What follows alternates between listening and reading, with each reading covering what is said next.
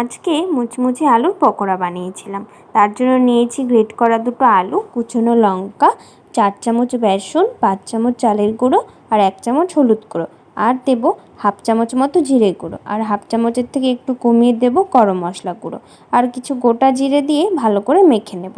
আর তারপরেই দেবো 1 চামচের থেকে একটু কমিয়ে নুন দিয়ে ভালো করে মেখে নেব। আর আমার না ঝাল খেতে খুব ভালো লাগে, তাই একটু শুকনো লঙ্কার গুঁড়ো দিয়ে দিয়েছি। এবার ভালো করে মেখে নেব। আর তেল গরম হয়ে গেলে পকোড়াগুলোকে বেশ লাল লাল করে মচমচে করে ভেজে নেব। এইবারের পকোড়াগুলোকে না ডালের বড়া যেমন করে ভাজে অমন করে ভাজবো। বেশ পকোড়াগুলোকে দিয়ে দিয়েছি, আর এইবার লাল লাল করে পকোড়াগুলোকে ভেজে নেব। আর নিরামিষের দিন সন্ধ্যাবেলায় কী বানাবো ভাবতে ভাবতে মাথায় এই পকোড়ার কথা আসলো। আর ঘরে থাকা উপকরণ দিয়ে চটজলদি হয়েও গেল, আর খেতে না বেশ ভালো হয়েছিল।